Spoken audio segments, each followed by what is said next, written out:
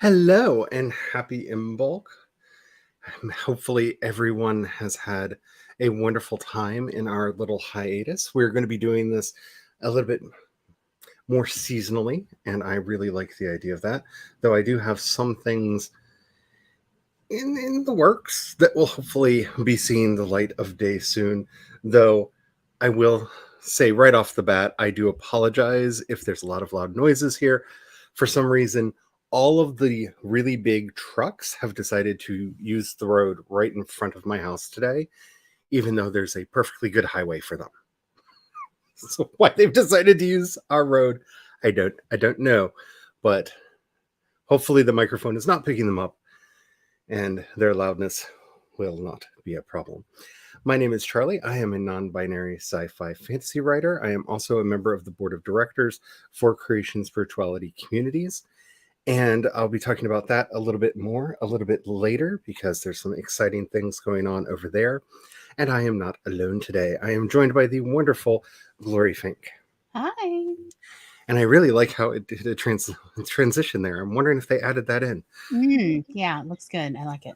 Um, they keep adding all of these secret features in here, and then I don't see them until we go live, and I'm like, oh, it did a thing, a slightly different thing.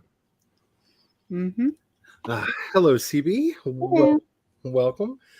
We are going to start today as we start this talking about Imbolc and everything that this season brings with a prayer that I wrote for sweet Mother Brigid. I am not going to pick them up because my camera has decided to anonymize all of my statues, which I find really, really fun. They just carry big blurs across the screen when I pick them up. But I have a very strong devotion to Brigid, and we actually have several statues and icons around the house. This is, after all, St. Brigid's Day. So, sweet Mother Brigid, who sang the song of life to us as we grew in the sacred wells of our mother's womb, you held our hands as we emerged from the sacred spring and lit the fire of life within us. Enliven us as you do the poets to sing your praise, to sing the song of life to all the creatures and the greenkin around us as we learn to live in the marvelous light of your forge.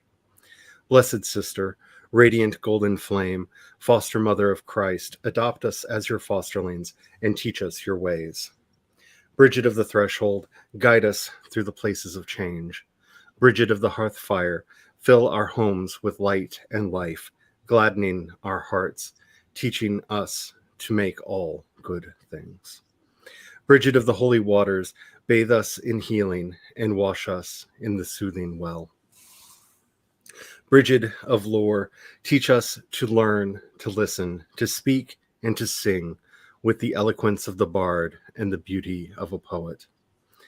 Brigid of the golden shield, stoke the fires of courage within us and teach us to trust and to stand strong. Help us to ever work for justice, speak truth, and seek a better world. Bless every birth, holy midwife, protecting every child as foster mother. Bless us with springtime, enlivening new growth in the fertile lands on which we live, and connect us to the green wisdom. Shelter the creatures of the earth, and stand guard over us as we face the perils of these days. Brigid of the overflowing milk, nourish us all in mind, body, and spirit. For our birth, our life, and our inspiration, for our kin, our callings, and our homes, for our hearth fire, and the circle bright. We thank you, we praise you, and we welcome you home. Today has many meanings depending on where in the vast spectrum of Celtic spirituality that you fall. And even I don't even know if Wicca considers itself Celtic anymore because it really was started there, but I don't know if it still embraces that term. We all have our different stories for what this day is and what it represents. My personal favorite story is today is the day that the Kaliak, the maiden, the hag of the snows, drinks from the well of youth and regenerates into the maiden of spring, into Brigid herself to bring the warmth and life of spring back north.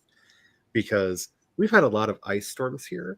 We have seen the Kaliak visit a couple times with a lot of ice. Like I'm looking out the window and I can still see snow all over the ground.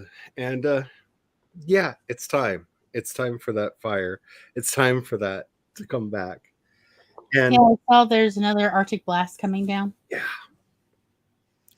oh, I've been thinking about that story a lot lately, just because I'm like the the Kaliak is angry this year.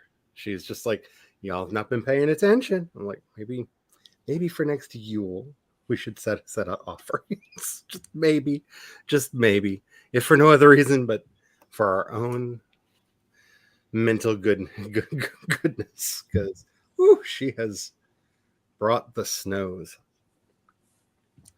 throughout all of the traditions. Though the one thing that we can all agree on is this is Brigid's day, and Brigid is a very complex figure to talk about because she is a Celtic goddess, she is a Catholic saint, she is both and neither. At she is really a presence that has been with the Celtic people for a very long time, and someone that we have not wanted to let go of. My own experiences with Brigid started by accident, in that I started having dreams about a lady with flaming golden hair working at a forge, and eventually, with a deep sigh, went, "Okay, Brigid, what do you want?" And as a big part of that, that's how in a month and a half I made these cards, because in the dreams continued, and I was sitting at a table across from her and she was flipping cards onto the table in front of me, and those were the cards I made that day. Nice. And that's where this came from.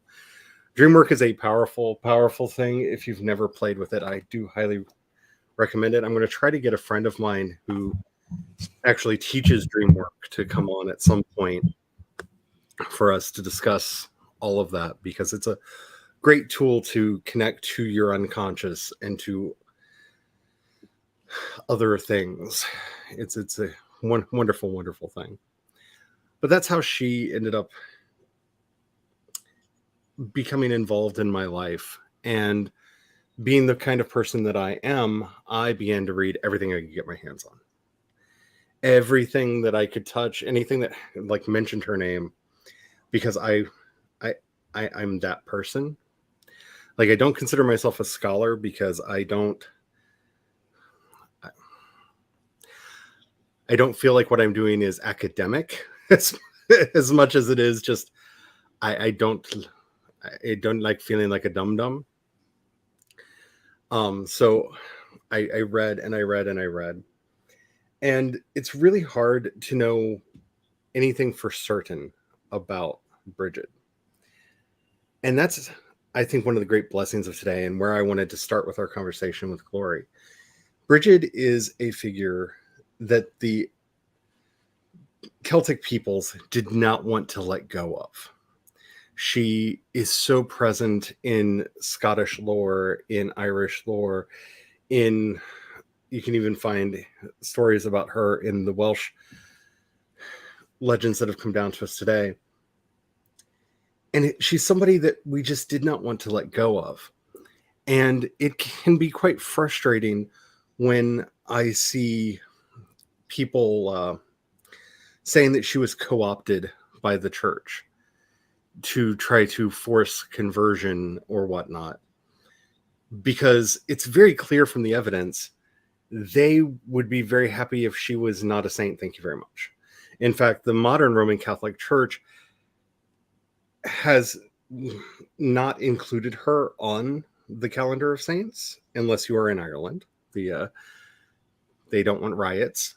So in Ireland, she still appears on the calendar, but everywhere else they have, she is not a universal saint anymore.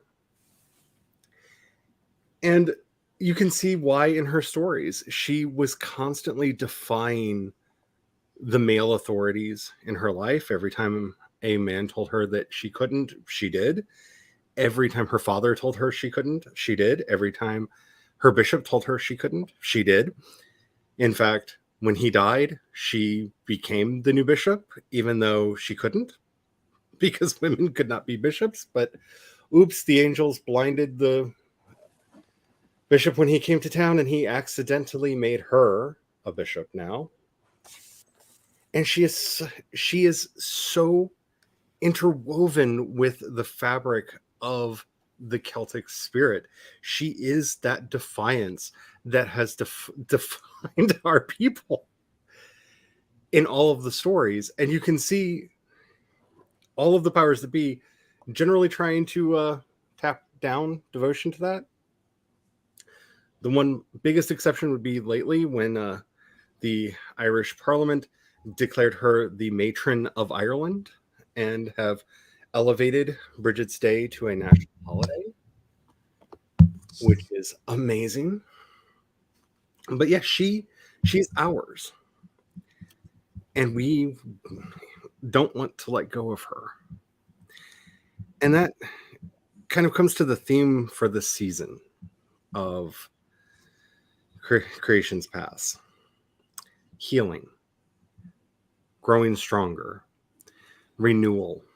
These are topics we are going to be discussing a lot over the next couple weeks. But Brigid and Imbolc in particular are so core to this idea of we have a right to our own stories. We have a right to tell our stories our way and not have to change them because a governor of Florida thinks that they make some people uncomfortable.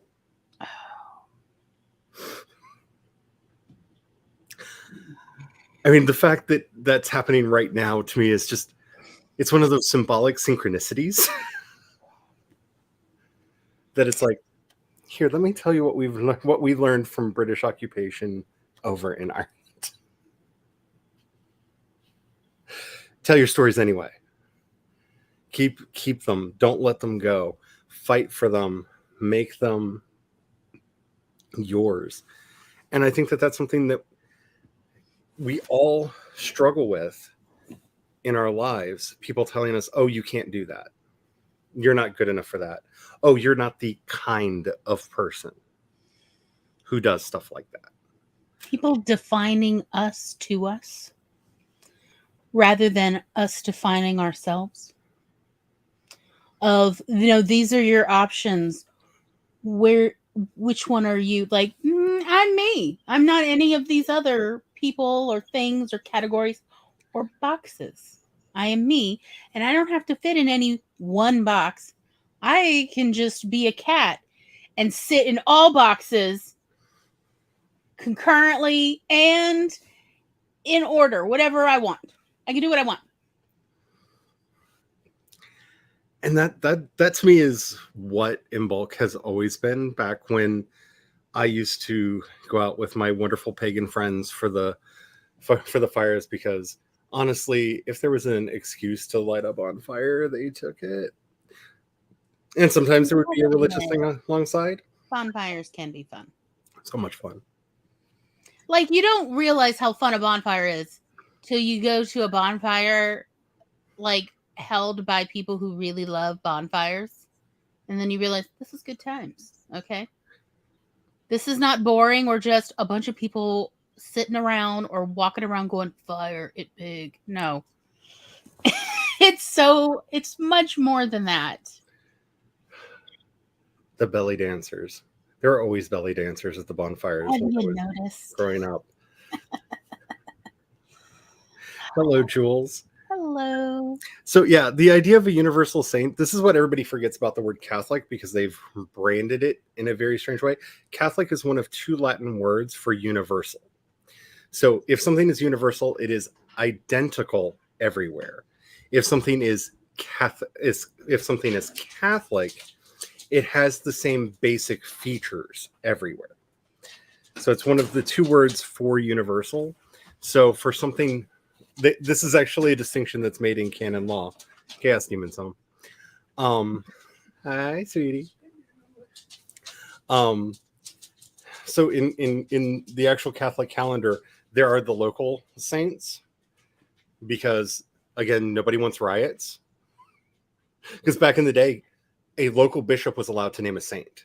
It wasn't until the 1700s into the modern era that Rome took over the right to name saints. So they basically are agnostic, if you will, about any of the local named saints and decide what goes on the universal calendar. So that's where that comes from. But it would be a wonderful title for things.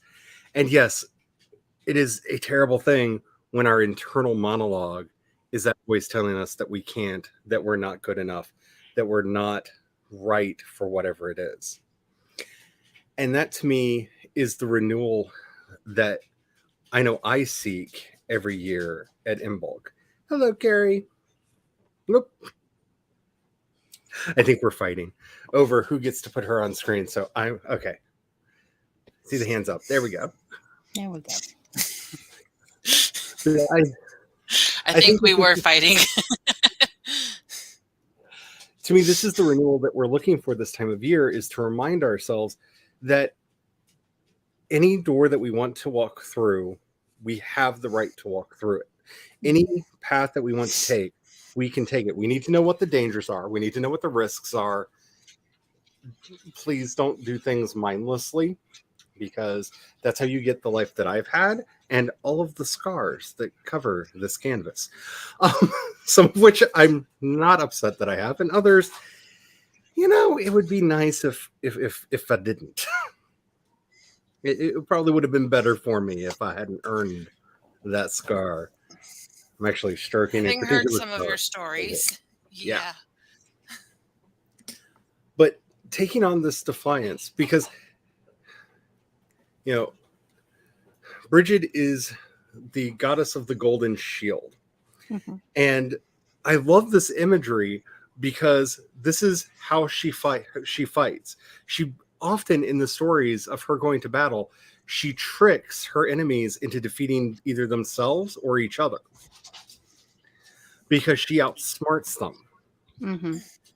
She's plotting, she's scheming, she's thinking her way through. And that is, honestly, I know for myself, when I have those voices inside that tell me I am not enough for whatever, or I am not ready, or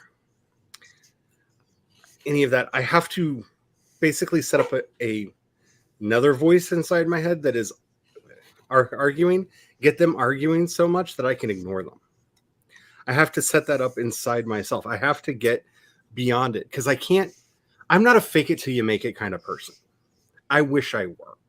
My life would probably be a lot better if I could I am just going to pretend and push my way through. I spend way too much time thinking. Rumination is my original sin. That fake it till you make it, I think, is like big with the filtered Instagram online life. Like pretending you have it good. Well, it's very ingrained in. It can be more than just that, though, although I'm not disagreeing that some toxic personalities have certainly tried to rebrand it. But when fake it till you make it really became more mainstream, it was about, really, it was trying to address a certain amount of feelings of imposter syndrome. And I see that side too. Yeah, of just because you don't feel successful doesn't mean you aren't. So you just go along with it till it finally fully blossoms. Mm-hmm. And I think there's something to be said for just going along with the plan, whatever your original plan was, until like you can't go any further. Even though you have no idea if you're even allowed to be here, and technically you did not receive an invitation, but it's not like anybody has specifically said to your face you're not allowed to be at the party. So I'm going to pretend like I was invited till someone in charge outright tells me to my face. Hi, Spence. Hi, Spence, and hi, Tom. So, yeah.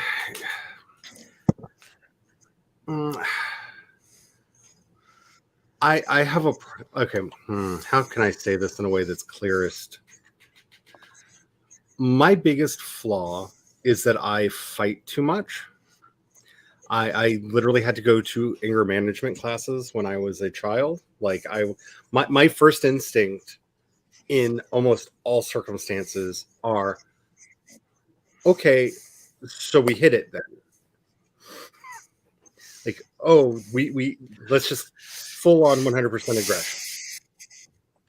And this is not healthy. And I have worked on this a lot to the point where I have an entire process that pulls me out of that mindset and makes me have to evaluate what the proper action should be. When it comes to these stories and these narratives, this is the one place where I typically don't allow that filter to come in. Now, I don't hit things. Physical violence is rarely the answer, though I will say a few instances when leaving a bar at night and somebody tried to gay bash us, survival was important. In self-defense. Yes, self-defense. There is a call for it. But when these stories are being told to us by ourselves or by others, we have to take on this defiant, this fiery persona that lets us burn through them. Because honestly, I've been talking about this a lot in other settings lately. But I grew up with a mindset that I would never be good enough. I would never, nothing good will ever happen. Anything that you think is good that has happened is only temporary, and you should never be happy about it because you're just wasting your energy. Allowing yourself to have that moment of gratitude, allowing yourself to have that moment to take it in. And this has been this struggle my entire life to get beyond that, because this is how I was raised. Like, these are the things. The only time I ever heard any of the adults in my life say the phrase "count your blessings" or anything akin to that was when I was complaining in a way that they didn't like. Like, it was a punishment. Like, oh, just count your blessings when I was your age. And then they would go on the litany of how much worse they used to have it. Right? Oh, yeah, I Which got that a lot from my grandma. Yeah. Which is, by the way, the opposite of counting your blessings. Like, maybe teach by doing. Like, if you're going to tell somebody to count their blessings, maybe start counting the blessings with them or something. Like, actually demonstrate. Don't. Yeah, modeling the behavior is an important teaching tool. So I have this very internalized voice inside me that is constantly telling me, no, secretly, you're the dumbest one here. No, secretly, everyone's going to figure out that you're an imposter and that you don't belong. Everyone's going to realize that this isn't your real accent, that you have studied and practiced to have, and non-offensive mid-Atlantic accent, because the Ozark accent really is film language for, oh, this person's gonna do crystal meth. Like, it's the only time you'll ever hear an Ozark accent. What do you mean in versus media. Bonnie Woods? It's like, can you hear the meth pipe? Anyway, And so there's a lot of this putting on airs that I feel like I'm doing. And one of the things that has helped me so much, about a year ago, Neil made over on the Leftist Cooks, made a wonderful video about Northern Ireland. And they pointed something out in there that just smacked me so hard in the face that I realized, that word has no meaning. Like, he just showed, like, this word is meaningless. And it was the word pretentious. And in the original video, they just re-released it because YouTube and whatnot, and added stuff to it. So it's actually a lot better now. But in the original video, they pointed out that Queen Elizabeth can never be pretentious because she had the titles. Pretension is acting above your station. sure. If you were born, like, the basic idea of what is pretension, right? And he was just like, look, everything that we do is pretentious. We are putting on the idea that I should have education. I grew up in a place where education was not well loved. That is a pretentious thing to do. Who says that we have the right to gatekeep any of this? This whole idea of being pretentious, putting on airs, having things that don't rightfully belong to you, trying to do a thing that you should not be able to do, is only a barrier put there by somebody who has backdoored a wonderful loophole for themselves that says, oh, but I always have the right for this. And when I heard them just point that out, it broke the part of my brain that is always like, well, every time you talk, you're just so pretentious because you're putting on this accent that does not rightfully belong to you. You're putting on this persona that is not as cold and dead on the inside as you really are. Those are gatekeepy phrases. Those are things that really don't have anything to do with reality. I can have, in this country, any accent that I want, except for a British one, because Americans, please stop. Please stop. Please. Excuse me.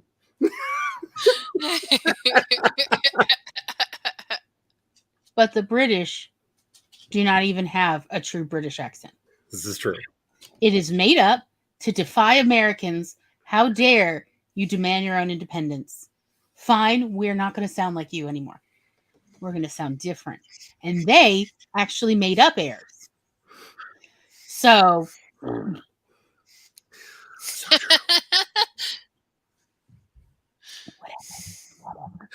there are a few people we can grandfather in, and a few people that I want to never have their original accent. And it's not because I don't like their original accent, but Daniel Craig, if you're not playing a character that has a southern drawl of some sort, for some reason I cannot like your movies. I agree.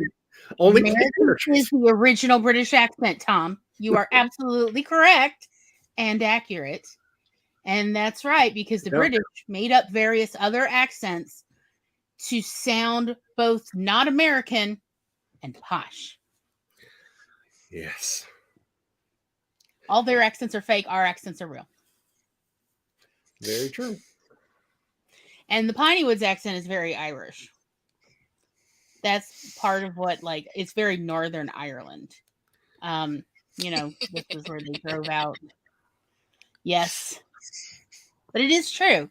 It is true that the American accent is actually how the British, back when they were English, used to sound.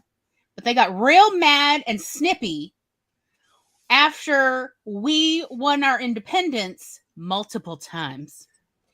And they changed their accents to make sure they didn't sound, quote, American, which again, we not only got our independence, but also you don't sound like us. We sound like you. Wait, what?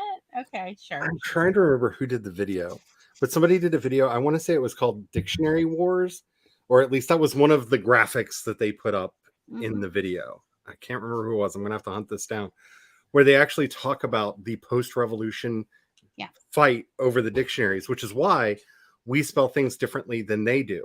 It was intentional on both sides. We both were like, oh, you're going to spell it that way? Well, we're going to. Like, everyone used the words aluminum and aluminium interchangeably Mhm. until the American Revolution. And then I believe Noah Webster is the one who picked first. I can't remember. One side picked first, and the other one was like, "Oh, then that's definitely not the right word," and picked the other one. Like, the languages were intentionally separated in such interesting ways. And Sounds so petty too. I'm just saying, aluminum is how it's spelled. oh, It is not spelled aluminium. that's one of the words that, in at least in the original spelling, was actually spelled different. They were originally spelled differently. There was another word that was originally spelled extremely differently, which has come down to us through the difference in British and English pronunciation. Though we now just agree on the spelling, we each kept our pronunciation from the previous. Accents are wild, and they're all made up. Everything is made up. Everything is imaginary. You just define yourself how you want to. So I have been in a round robin argument for maybe a month now. It's not really an argument. We're just trying to figure out if anybody knows. We're arguing with a book that was not a very good book to begin with, and that was I can never pronounce his name right. Uwe something's book Sapiens, where he makes a lot of very interesting claims in that book that the science does not bear out, even though he claims to be a purely scientific writer. And one of those is that he talks about burial and how important this is to making humans not like other creatures. The whole point of his book is, we may have evolved on this planet, but we're better than other animals. We're not just another animal, and here's why. Like, it's the whole point of this book. And I don't even want to get to like the Nalendi caves that they found, where these Australopithecines were burying their dead, long before there was even a Homo genus. But the question of, when did we learn English? Like, not English. So When I did we started develop thinking about language? that crow meme that I shared on Instagram yesterday. Was that the one where Cold funerals. Oh, no, I saw a different one where it's a raven with a pencil. It's like, it hurts me that this raven shows up more prepared for schoolwork than any of my students. Like, this raven shows up to this person's teacher's class. It was something about like crows hold funerals, and then it said something about like, no, they're investigating what happened, and then it's a murder investigation. Oh no! Oh god! No! Not collective noun puns. Oh, anything. My weakness are collective nouns, Carrie. It's literally a game in my family. Let's do new collective nouns. We've run out of Christmas songs to sing in the car. Yeah, siblings Instagram, and I shared it yesterday. But this book that I can never remember the name of the writer, because honestly, it's the only book I've ever returned to get my money back. Oh, good point. I read 3 chapters and just couldn't with it anymore. And was like, may I please have my money back? And they're like, fine. I was like, yay. Yes, yeah. It's one of the only books I've ever DNF'd so hard I got my money back for it. Because usually, you just throw it on the pile and you forget about it. But I was just so worked up. Like, no, this one's going back. But he's trying to tell this story to create a sense of specialness. And in doing so, he has to ignore that whales clearly have language. We have figured out quite a few of their phonemes. We haven't figured out what they're saying, but we can tell, for example, that belugas have names. There are specific calls that they make for each other to get each other's attention. They apparently have names. But in all of these stories, anytime you're telling any story, and since most of us here are writers, we know this, you have to pick and choose what you include and what you leave out. That's how you build a narrative. Because if we just told you everything that happened, it's boring and it's an Andy Warhol film. And nobody wants to watch that. We can assume they got up, put on their slippers, brushed their teeth, so many strokes, did the mouthwash. We can assume all of this. We don't. If it's not important to the story, we don't need it. Mm-hmm. And so we pick and choose what we include. And this is the power for holidays like this. We can pick and choose what we do for not just the holiday, but it reminds us to pick and choose what we take into our life with us. Because we are always constructing our own story. My tradition, the way we practice Imbolc in the house, the way we practice all of the holidays of the year, is very inspired by my Irish heritage, because it is something that resonates very strongly within me. I am not celebrating an Irish Imbolc because I can't. I physically can't. I don't know what the ancients did. I don't know what my great ancestors did. I can infer things from the poems. I can infer things from the stories. I can infer things from the prayers, but I do not know. And we will never know. Because if it was ever written down, it has been lost to us. But with very few exceptions, the Celtic languages were not literate languages. They were not written down. So much of that is lost. And so we're making it up. And that's okay. That's perfectly fine. Because that's how all life is. I can tell you the events of my life story. And often I will make up certain elements because, well, like when people ask about... when they find out that my birth story is a little weird, they start asking questions. I will gloss over a lot because I talked to doctors because I did not believe the story my parents told me when I was a kid, only to find out, it was the first blizzard of the year. And yes, they were snowed into the house when my mother's water broke. And yes, my father had to break out the window in the back of the house, crawl out, and dig out a path to get her to the car. And yes, the air conditioner was stuck on at the hospital when they got there. So they put heating lamps around just where I was going to be and forgot to bring her blankets. I talked to nurses. I talked to doctors because I thought this was all guilt that was meant to... Oh, yeah. And my father died for a couple minutes. Yes, that's my favorite part. And these are the big... Death was required for you to be born. And these are some of the big beats that I often tell. There's so much more that happened. Like, this is the worst comedy of errors. Like, my birth is the worst comedy of errors that has ever happened. And I know so much about it because every time I was bad when I was a kid, either my mother or sometimes my, God forbid, my father, because he would start with that whole Christ complex. I died for you. Exactly. Okay, Daddy Jesus. So you might live. Okay.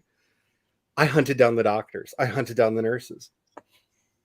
But it's such a bizarre story that gets into, like, there are car wrecks. There's a storm. There's so much. Simplify. Tell the parts that make for a fun story. There you go. It's fine. There are other parts of my life that I very much glaze over. Have you noticed you never hear me tell stories about middle school or elementary school? Yeah, nobody needs that. And that's not that they're self-censored. I know what happened. People that are very close to me know a lot of the things that happened, but they're not necessary when recapping the story. When I think about my life and all the events that led me to be here, I don't need to include those things. Yeah, they happened, but I can lay them to the side. Sometimes it's better for me mentally to do that. We can construct our stories however we want to. We can, since I've been with this gentleman, who are you about to join us? Yeah. Is making me have to put headphones on. Unless Um, I'm not invited. That's how you know it's true love. I'll put headphones on for you. this StreamYard will start screaming if we don't both have headphones on. But so many of you. The cat. Meow meow. Cats and house scream. Did somebody say scream? But when we tell a lot of the stories about how we got together, we tend to leave out quite a few elements because, again, they're bizarre, they're strange, and it's not important. If it's not pertinent, it's not pertinent to and there are things the ending, it's distracting to the audience. And there are things that when you're recounting your story to yourself that aren't important to remember. I can remember all of the bad things that have probably ever happened to me in my life. Sometimes with extra flair that rumination has added over the years that make them look particularly worse. Why? We have the right to tell our story. And as long as we're not hurting anyone, as long as we're not stealing somebody else's glory, like it's a whole thing. Like if you're making up, like telling people that your mother died on 9/11 when she didn't. Telling people that your mother died multiple different times. But yeah, Jewish. In a 17-year period. Yes, I'm not a Jew. I'm Jewish. What? Because you're appropriating at that point. I mean, I guess technically you could follow the Catholics all the way back to Jesus and then Jewish if you really stretch back, but even Protestants can claim that then.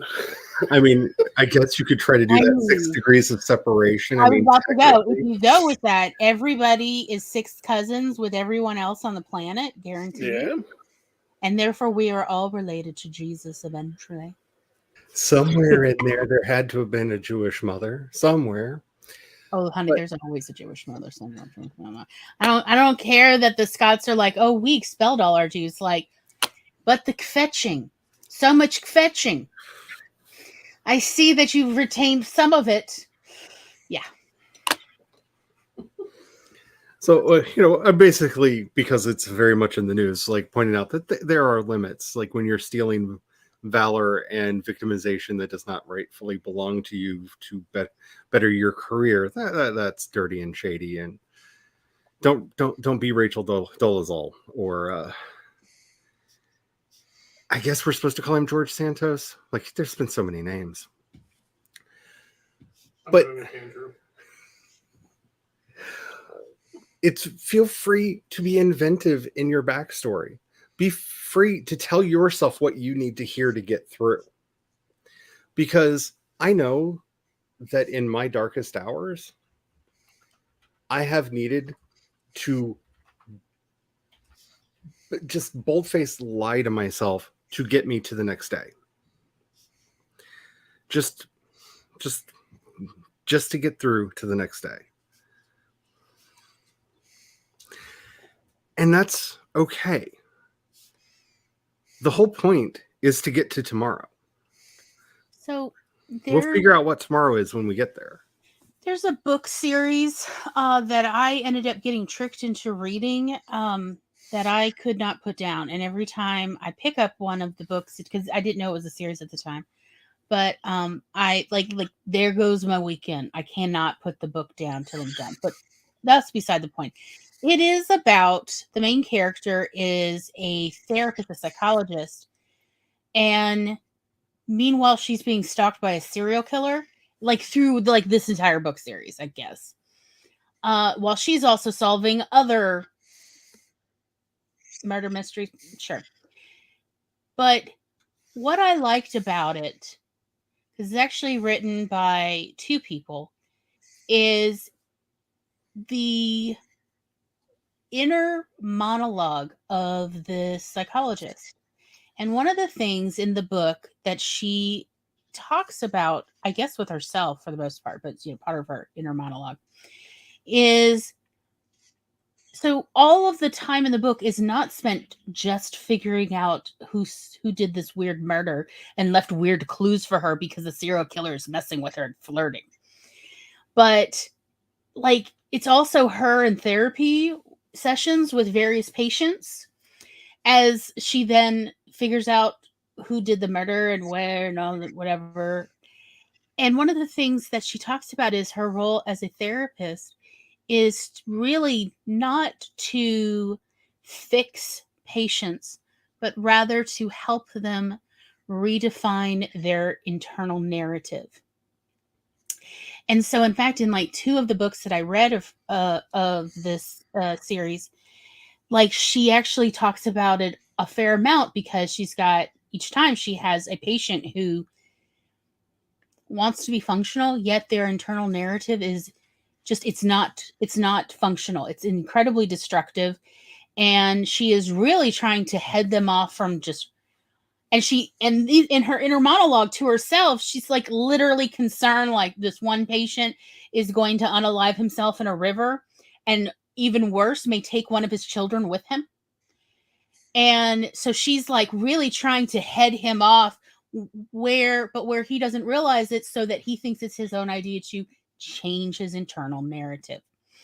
And so that's one of the things that she's doing. So it's kind of interesting. And I enjoyed the series, but I think about that so often of when I hear people talking about like essentially their life has gotten to a place between a rock and a hard place. And they don't see any way this can get better, but they also don't see any way out. And because of like these two books in this series, there's actually like, I don't know, 13 books now. I only read two. Because again, I need my weekends for myself. But I think about that often about, the problem is not exactly the rock or the hard place you're in. It is your narrative is destructive. And yet you are clinging to a destructive narrative rather than change your internal narrative of how you self-define and how you narrate your path in your life as you live it. And that is ultimately, according to at least these two books and these writers, and I think one of them, mother may actually be it or was a psychologist, of that is where you get true dysfunction, where people are not able to live a life where they're able to support themselves and they're able to have social support, like and develop friendships and maybe romantic relationships if that's what they want, and so on and so forth, to be like a fully fledged adult member of society. When that is not happening, it is because the person is clinging to a destructive self narrative and values that narrative more than functionality. And that is wild to me. This is something that, we went through with a lot of the therapy that I've gone through. And it's one of the reasons why my Irish identity is so important to me. Like most people from the United States, I have ancestors from a lot of places. But the two branches of my family that the memories are not tainted by foul, evil deeds are both the branches that come down to me from Ireland. And it's not that they were good because they were Irish, being Irish is good for me because it makes me remember those grandparents, those cousins, those that it makes me remember that side of my family, those good stories, those good memories, those things that give me hope, that give me life, that make me want to be a better person and make me want to speak up and be defiant and to be brave like my grandmother was. Like, these are the things that are important to me. So by identifying so strongly with that heritage, with that lineage, again, it's not a blood thing for me. It's because that connects me to those cousins that I still talk to, those cousins that I still have relationships with. And when I say cousins, this is important to remember, like small c clan cousins. Like, this would be like my great great great grandfather's brothers, great great grandchildren. like it's a big family, and we all still know each other, and we all still get along, and that's where my happy memories are, is in that very large, still very connected family. And so by focusing on this one aspect of myself, I don't deny that I have Dutch heritage. I don't deny that I have British heritage. I do. But when I think about my Dutch heritage, it makes me think of another side of my family, which is where all of the darkness is, all of the bad memories, and it's, again, not because all Dutch people are awful. It's just when I think about connecting back, it makes me think of a grandfather that is best that I don't think about very often. And the things that he put me through and put the family through. And there's so much there, right? And that's what, when I'm talking about crafting your narrative, this is what it's about. It is so much about. There are parts of my life that I just don't let myself think about because there be dragons there. There's a lot of grief that I have processed, a lot of trauma that I have processed, but I don't need to keep picking at the wound. We don't need to keep going back to it and redressing it over and over and over again. And so in telling this story, in connecting in the ways that I have with those ancestors, with that lineage going back, with the one side of the with both sides of the family now, I have been able to trace them all the way back to the old country, and I know what cities we got here from. I don't know if that's the cities they lived in, because records like that are hard to find once you get back into the 1700s. But I know where they got on the boats to get here. And with one side of the family, I know that I'm just going to call her my aunt. There's several greats and maybe half in there. It gets confusing. I've always called her my aunt. She did the research all the way back and knows like the ancestral land that part of the family came from, and has made connections with our cousins that are still living there and all of that. And that is amazing to me. But that is what St. Brigid's Day, what Imbolc really is to me, is this memory of, we tell our own stories. We don't let other people take them away from us. We don't let them define us. We define ourselves. I think also intuitively, you can feel which aspects of your family's past that you feel a kinship with. There's something internal there, and it's important to listen to it. So one of the things, Tom and I have both done DNA testing, and it is hilarious because Tom and I look very similar, and yet we are truly minimally related, even though we share both biological parents. We are, like, literally it listed, you're either siblings or first cousins. Could be either. Genetic And recombination is a hell of a thing that we don't talk about that much. it's a dice roll. Yeah. But it was also so interesting to see our percentages and how they differ. And some of the percentages one of us has and the other doesn't, because again, genetics is a dice roll.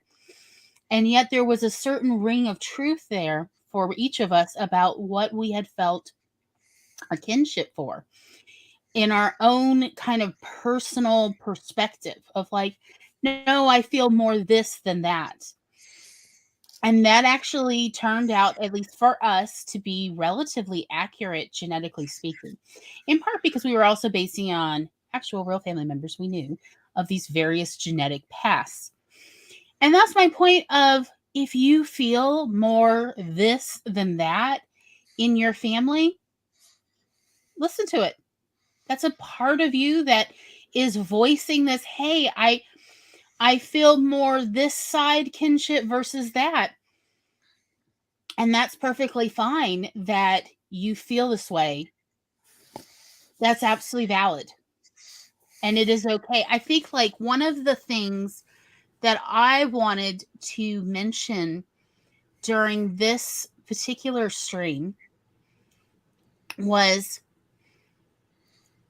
mindfulness and internal meditation when it comes to tending to your internal fires. So there's the thing that you cerebrally think, oh, this is how I want this year to go. But also, what about when you sit quietly and ask the rest of yourself? Because we are not just ourselves. We have several brains. We, of course, have the brain that we're all taught in school we have. But we also have a brain in our stomach, and we have a brain in our spine. And then there is some discussion over whether we have another brain in our intestines that are separate from our stomach. So that's actually kind of fascinating. But anyway, my point just being, there's actually multiple thoughts going on inside every person. And sitting there quietly with as few distractions as possible and going, what do we all want? What does my stomach brain want? What does my spine brain want? What does all of me, even the little quiet voices? Because also, I've listed the part of the brains that we as humans have, but then there's all the microbes, which is more than us than we are. We are not just human. We are actually more, or at least a lot, of other organisms that keep us alive. A lot of people don't realize your thyroid's not really your thyroid. That's a benevolent tumor that we developed that's actually not part of our actual true species DNA. That's fascinating. And that's not the only organ in your body that's not really part of being human. So wild. But my point just being, so we're really Gotham cities. Every human is a Gotham city. You're all a metropolitan. So what is everything inside you want for the next year? I mean, obviously, let's be honest. Everything within you wants a good year. Everything within you wants to feel successful. It's just part of it. Everything within you wants to feel good and happy. That's normal. But how? You will know it if you sit quietly and listen to yourself. Whether it's, you know what I really want this year? I want to go to the beach. I've heard people say this to me when I've asked them to do this meditation. I need to go to the beach. Like, really? It's a beach. I mean, it's like saying I would like roughage in my cracks. Anyway, okay. I mean, you live your life. That's if you need the beach. But I have seen people who are like, you know what I really need after we would do this guided meditation? They would then tell me, and not everybody, but some people would come up and say, you know, there was a voice in me and it told me what I needed. And I'm like, what is it? All those people who told me and were able to, within the upcoming year, attain that, I would see, because thankfully Facebook, I could actually see this metamorphosis within them. Because when you listen to the voices inside you about what they really need, what their goals are that are part of your goals, and you attain those or you help yourself get to there, changes happen.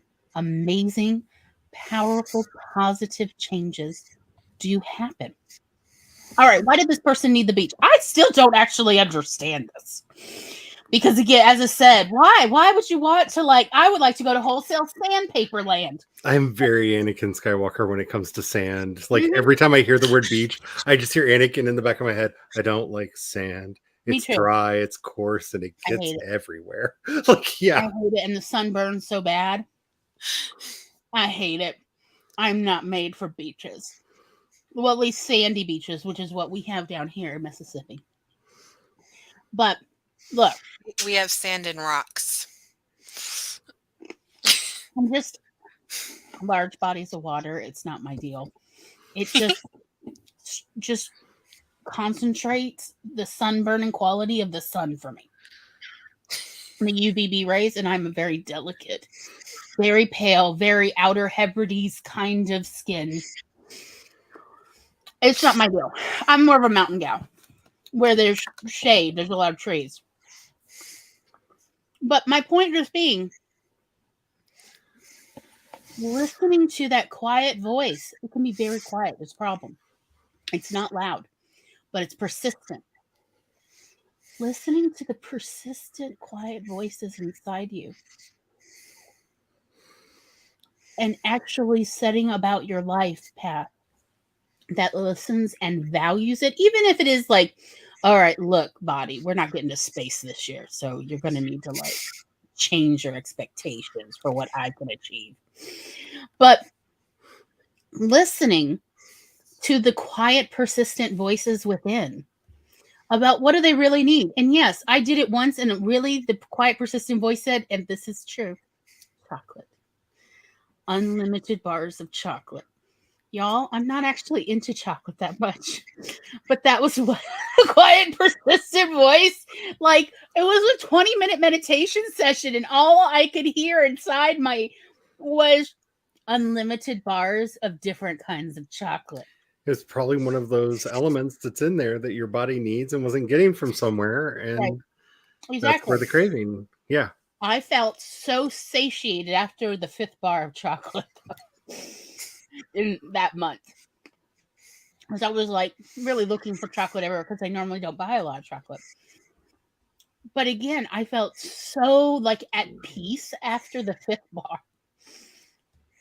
I wish I could bottle it up and give it to every other person. That sort of that sense of satiation and peace that I achieved after 5 bars of chocolate in about a week. I had no idea before that I needed chocolate. I knew I liked a little bit of chocolate, but I'm not gaga over chocolate. I think there's something to be said for, especially at these turn of the seasons, taking time to sit quietly, free of outside distractions, and really trying to hone in on the persistent, soft voices inside us about what they really need and what they very much want. I keep bringing him up. And again, this is like that way that I prove that I have not been replaced by a pod person, because it is yet again time to mention a dead European philosopher. But I have been obsessing over, I looked up how to pronounce it, and it's apparently Gilles Deleuze, which feels wrong, but I don't speak French. So, nice French lady on the explainer video actually has said it multiple times. So apparently that's how it's said.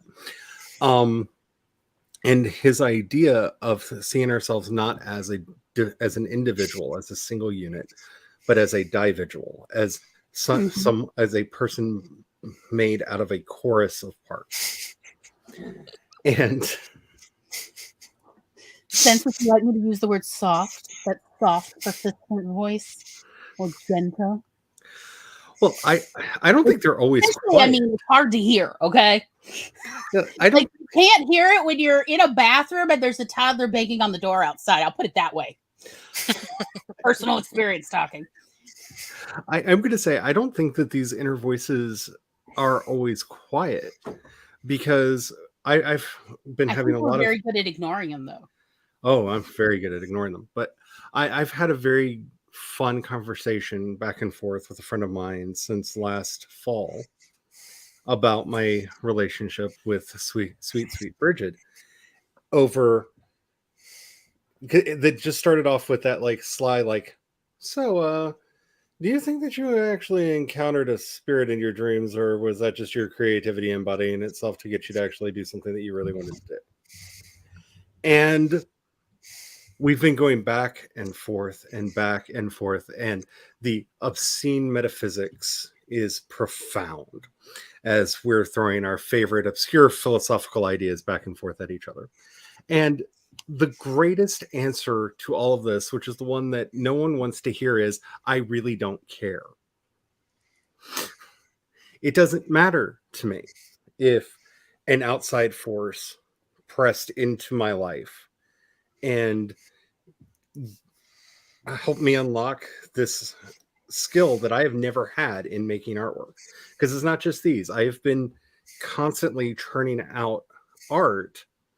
And if you remember, if anybody who's been following me for a while, where I always said that I'm a graphic designer, I don't do the art, because I have always been a graphic designer who did not do the art. Mm-hmm. And then all of a sudden, Bop, this art. experience happened. Bam, I'm making art. Charlie's art. And I'm very willing to call it that, whether it's the image that I did of the icons I've been doing, like the Sarah Circle icon or anything like that. The logo that I made for Global Kinship, or the mandala that I just shared over on the Creations Paths Instagram. And I'm trying to get to the point where I'm sharing more of the artwork over there. That is a me problem, not an Instagram problem. It's I still have to get over the nobody wants to see your silly little doodles. I still have that voice in my head. I'm trying to tell it to shut up. But it doesn't matter. It really doesn't matter.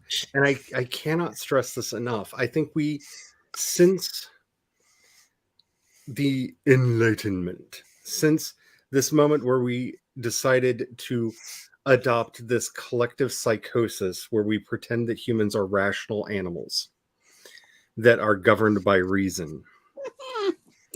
Kidding. That's the real fiction. It really is. We have this deep desire to rationalize everything, especially any spiritual experience, any numinous experience, any emotional experience. Is it just the chemicals? Is it just this? Is it just that? What brought this about? And like my personal favorite is like, we've proven that there's no God because if we shoot magnets at a part of your brain, you feel like God is there. Okay. And when you don't shoot the magnets at my brain, what's shooting magnets at my brain? They're God magnets. But I'm just saying they never answer that. Like that to me is the actual question of, oh, that's really neat that if you shoot magnets at this part of my brain, I have this numinous experience. Yay. And if there's not magnets being shot at my brain, the world is magnets, Charlie. you know, like, and maybe one day we will understand how the brain works, how the mind works. I don't think we will ever get there, because the more we find out about the gray matter on the inside, the more we go, oh, that's on average and not for everyone. So it's not technically the answer, but it is an answer. We've got a lot of answers to a lot of things, because the brain can wire itself in a lot of different fancy ways. And most brain models are just that. They're the averaging out of most of the time. Not necessarily where your brain's doing those things, but on average. And when you see the unaveraged images and you see like, wow, it's It could really be anywhere, but more than likely there. It's coin flips. But to me, it doesn't matter. I don't care. I've been in an argument with several people over the historicity of Brigid and various other aspects of Imbolc. And it's so hard for me to muster the energy to do that because I don't care.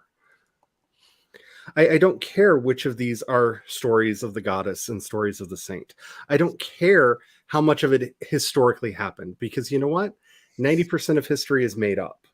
It's more than likely kind of like it fits the facts that we have a little bit, kind of, but it's all story. It's all story. I don't care. The real question for me is and has always been, does it matter to me now? Does it affect my life for the better now? You know, there's this wonderful line from Meister Eckhart that I keep going back to, and it's one of those wonderful lines that got him into so much trouble with the church. And why he was why he was offered to be a cardinal, and then they excommunicated him, then they unexcommunicated him, then they excommunicated him again, and they unexcommunicated him, and then he died, and they just let's excommunicate him one last time. He can't write anything else. It's fine. It's why they had this fight with him, and it's this wonderful sermon that he gave in German, which was a no-no. Priests were supposed to talk in Latin, but well, he knew that nobody in the audience around him spoke Latin, so he spoke in their language. And he said to them, what does it matter to me if 2,000 years ago Christ was born in a manger in Bethlehem, if today he is not born in my heart now?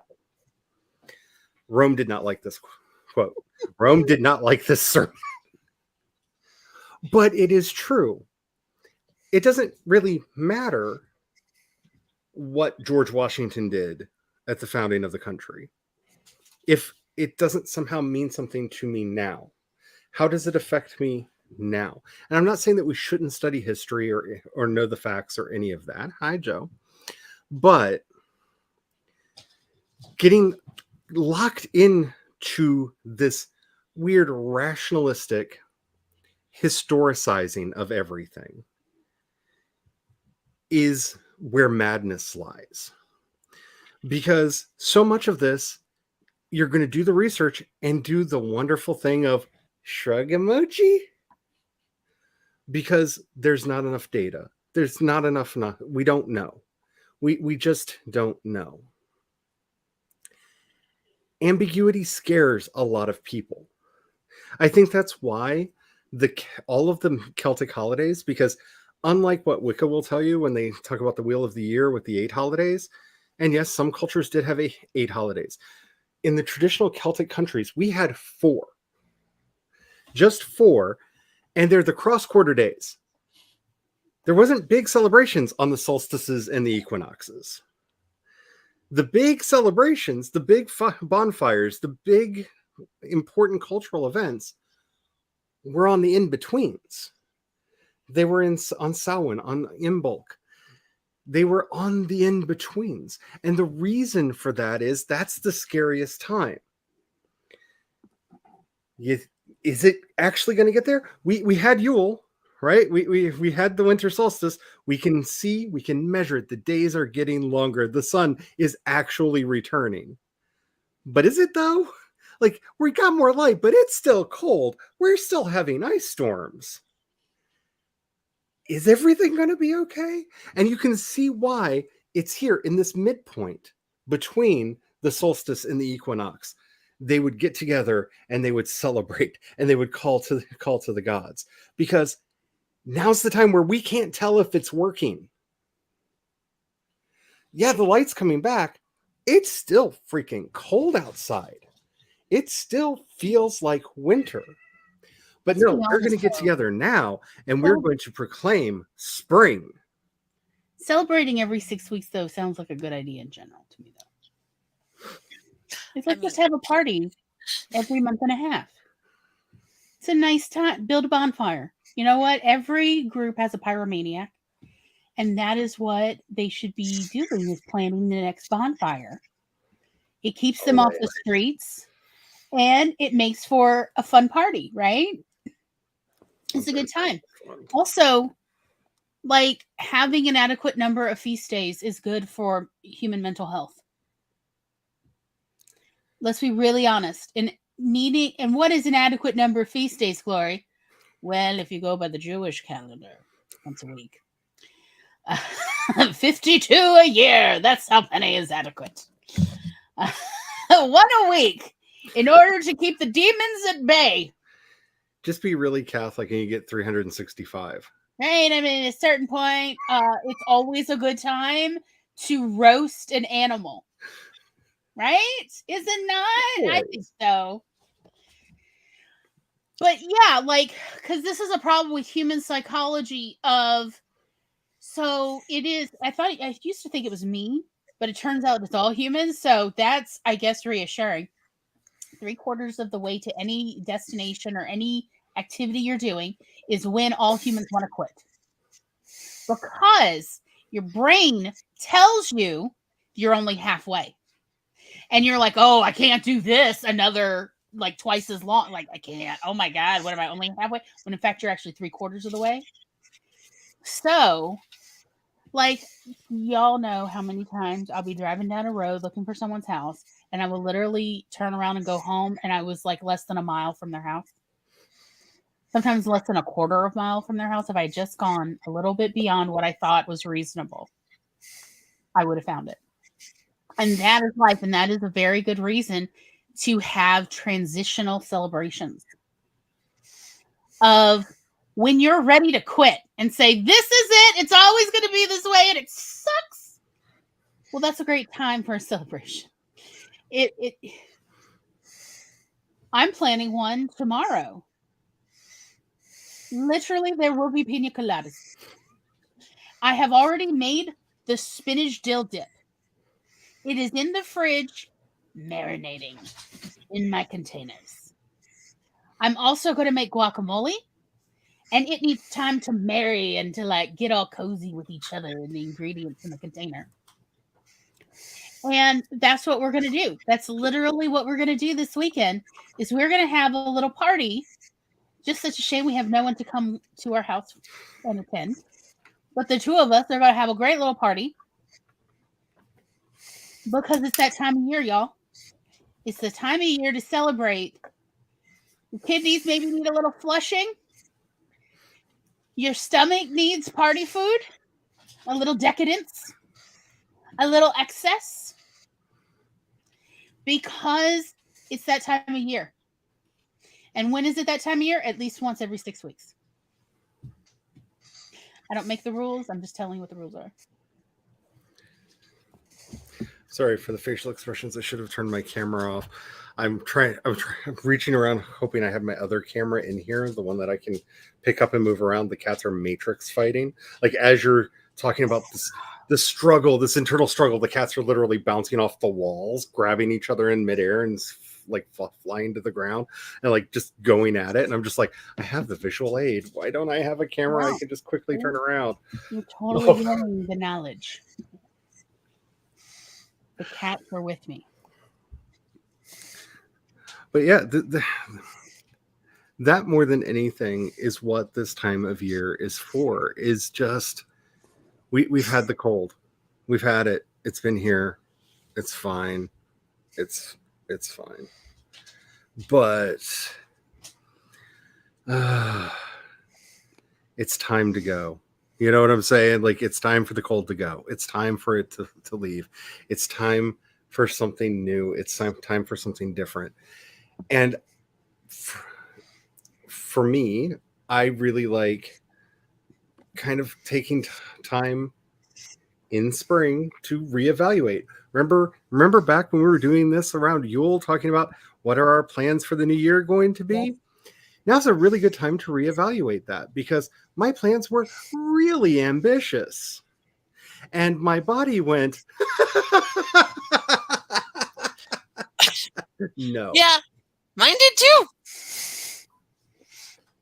That's when we all got sick mid-January. Mm-hmm. And I don't think I'm going to have the energy to do all of the things that I wanted to do, and that sucks. That's not happy making. But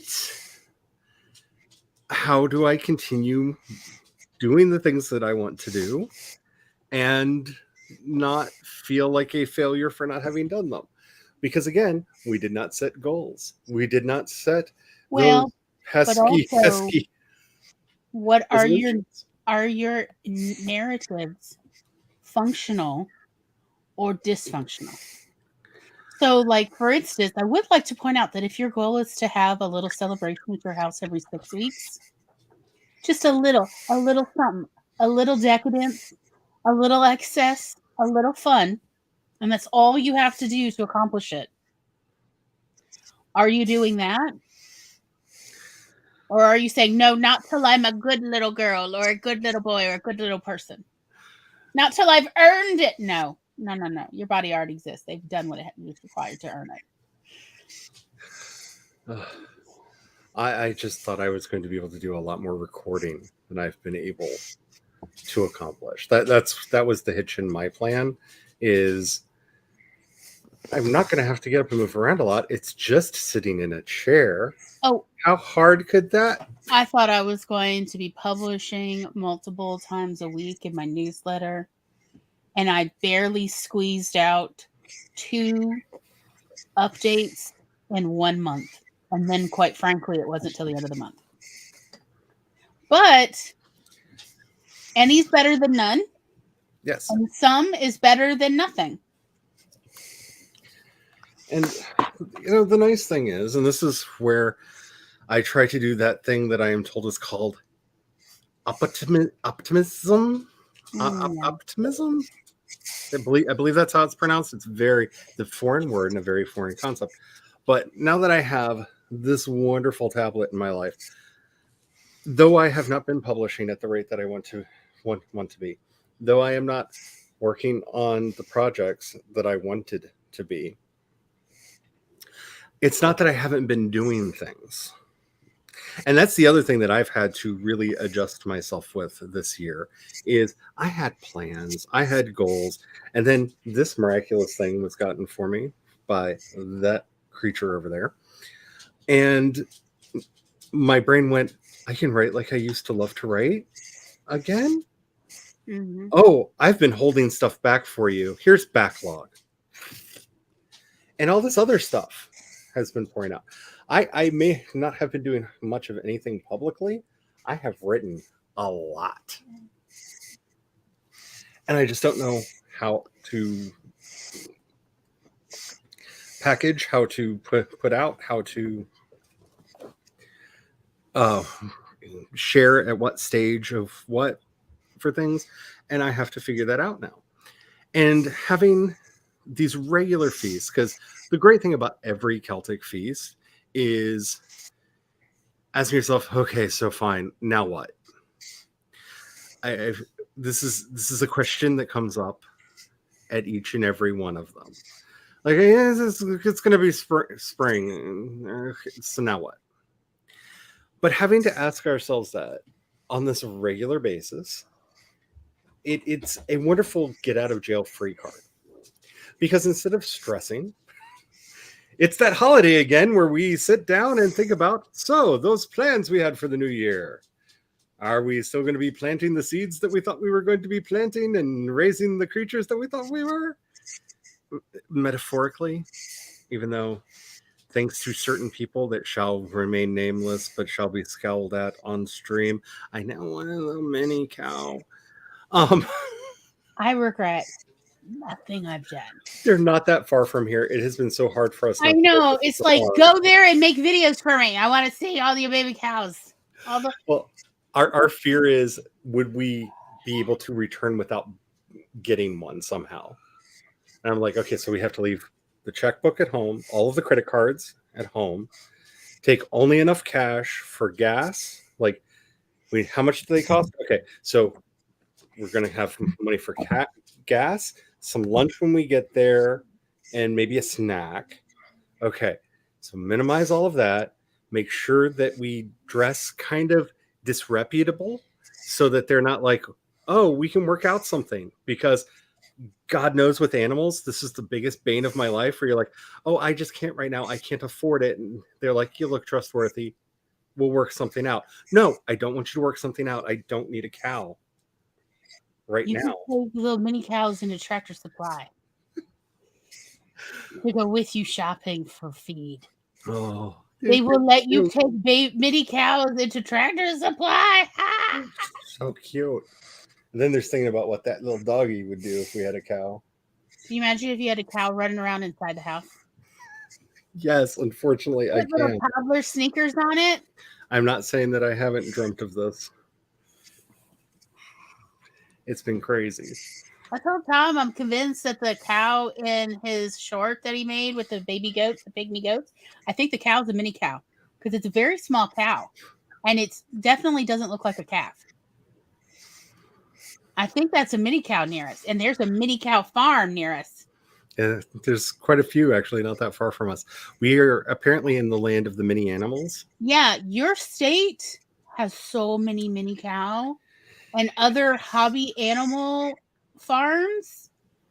Like you are in the heart of tiny pygmy animals. It's fantastic. Really tricksy because just down the road, just like, yeah, I can't quite hit it with a stone, but like if I shouted loud enough, they'd probably hear me. Right. Is a mini horse farm. And they have alpacas and they have like alpacas are so sweet. Oh, it is. It's so difficult. So difficult. So difficult. I mean, right, Jules? Nothing says loving like a mini cow. Well, see, there's then the fencing and everything else that I would have to deal with because that's why you'd have to bring it inside. My cousin's dog is a monster and always gets off of its lead. Oh, that's on the side of the family we don't talk about that much. For reasons. Alpaca lips. But now I need to go to the alpaca farm and get some yarn. This is a wonderful day. Imbolc is a wonderful day. Yeah, all the sheep are pregnant. They've been having a fun winter.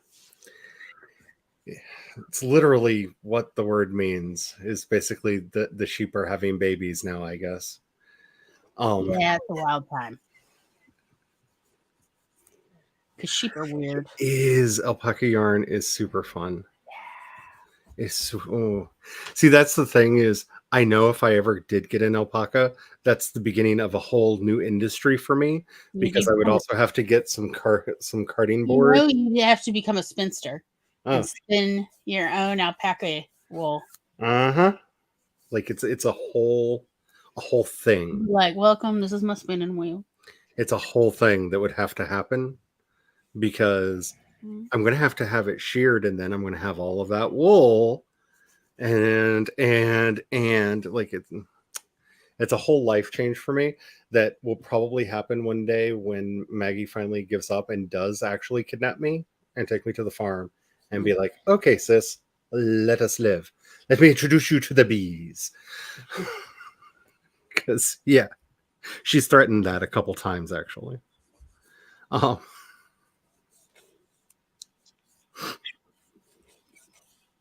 Right? It's just sitting there.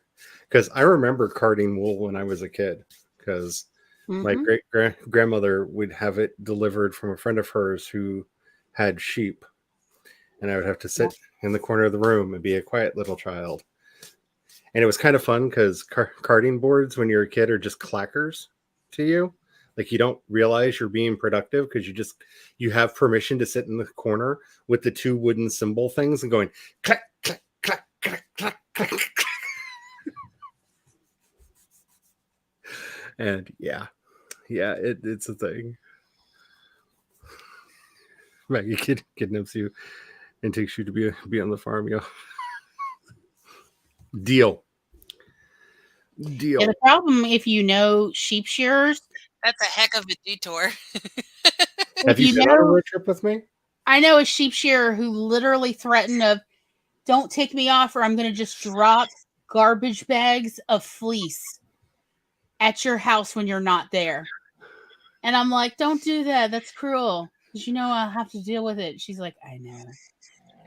Also, it'll be unwashed fleece. So, joke's on you. It's like, no!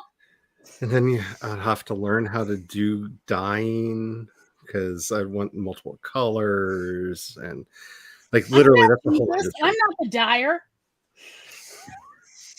Actually, Brian would learn how to do that because I could. Brian, you know, dyeing wool is kind of like cooking, kinda. It's a science, that's for sure. He's just giggling. I'm so like that makes me more nervous. You know this, right? Yeah, it's giggle away, sir. But look at it, Spence. Don't have my hyperfocus. Yeah. If it weren't for hyperfocus, I would have no focus at all here lately. Mm-hmm. If it weren't for hyperfocus, I'd never get anything done. It is a very, very good thing.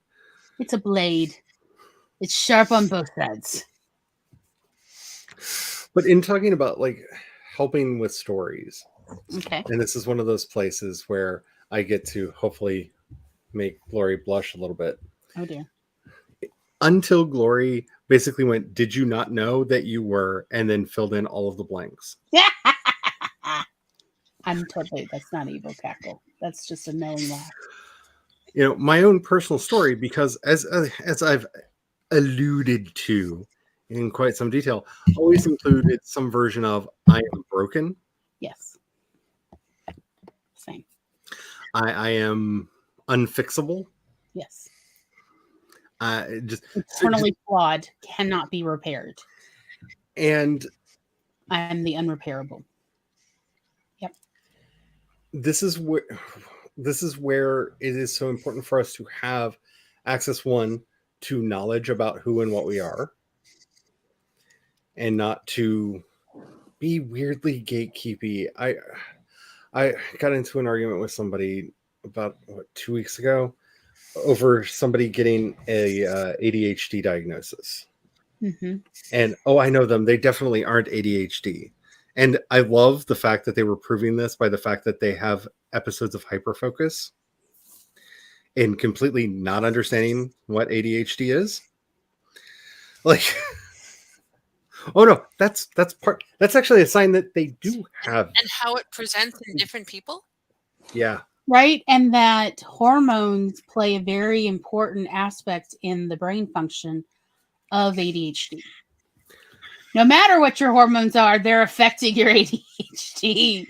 No matter whether you have them or you actually have a cessation of hormones, of various hormones, all of that plays a role.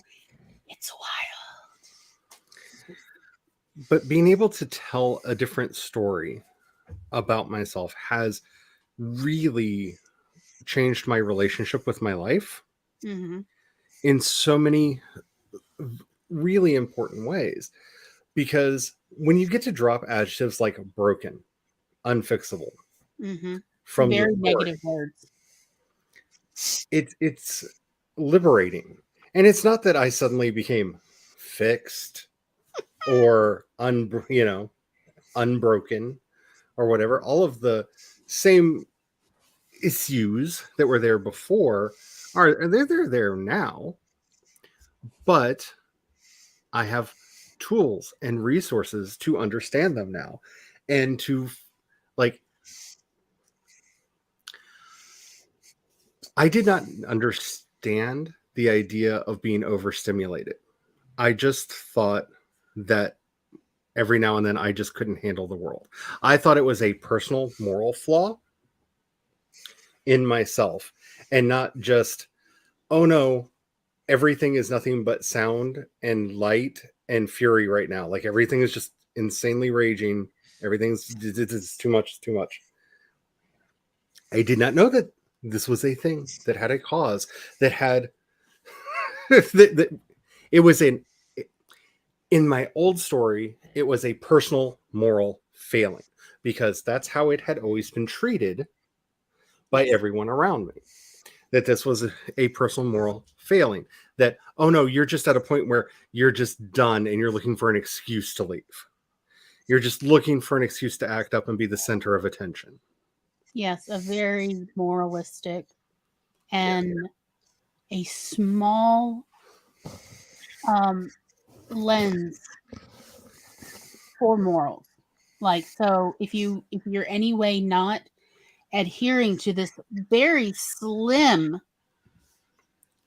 pie piece of what is moral behavior, even when what they consider or what society is saying is moral behavior is not actually morals, that you are immoral, even though almost all humans find it nearly impossible to behave in this moralistic manner of this very slim pie piece of what is the full spectrum of human behavior.